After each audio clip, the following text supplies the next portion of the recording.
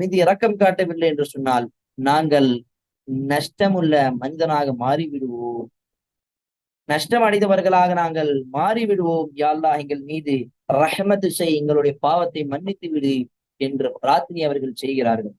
அல்லாஹ் அந்த பிரார்த்தனையை ஏற்றுக்கொள்கிறான்.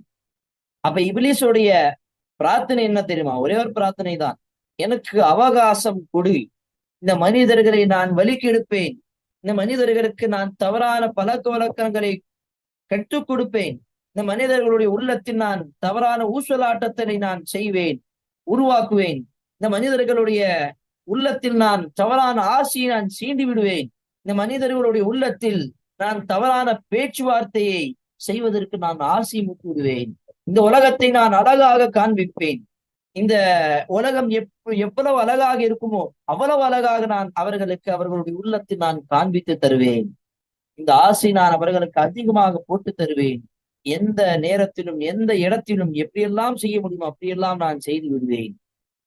இதெல்லாம் ஷைத்தான் இந்த இபிலிஸ் அல்லாஹ்விடம் சொல்லும் பொழுது அல்லாஹும் அந்த ஷைத்தானுக்கு அந்த இபிலிஸை அவகாசம் கொடுத்து விடுகிறார்.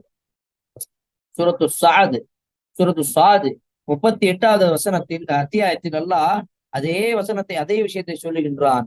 என்ன சொல்லுகின்றான்?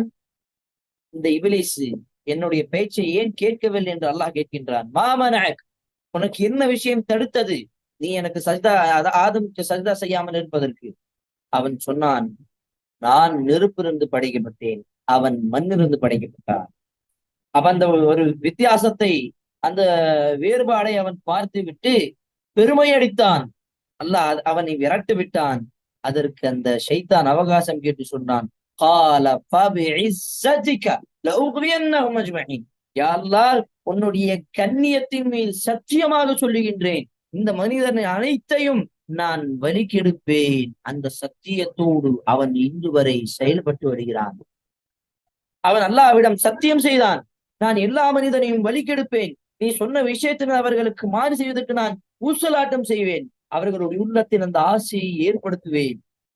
அந்நிய பெண்ணை பார்த்து ரசித்து விடு, அந்நிய பெண்ணை தொட்டு விடு, அந்த அந்நிய பெண்ணின் தவறான பழக்க வழக்கங்களில் இருந்து விடு. கல்லூரியை படிக்கக்கூடிய அந்த மாணவர்களுக்கு அந்த அந்நிய பெண்ணின் பழக்க வழக்கங்கள், அந்த தனிமையில் இருக்கக்கூடிய அந்த பழக்க வழக்கங்கள், அந்த போதைப் பொருட்கள், தொழுகையை மறந்துவிடக்கூடிய, இஸ்லாத்திலிருந்து தூரமாக இருக்கக்கூடிய அந்த நிலைமைக்கு நான் ஆளாக்குவேன். இதெல்லாம் நடக்கிறதா இல்லையா? ஷைத்தான் சொன்ன வார்த்தையை இன்னும் அவன் காப்பாற்றிக் கொள்கிறான். அவன் தன்னுடைய பிள்ளைகள், தன்னுடைய வம்சத்தில் தன்னுடைய சந்ததிகள் அத்துணை நபர்களையும், அத்தனை ஷைத்தான்களும் ஜின்களும் இந்த மனித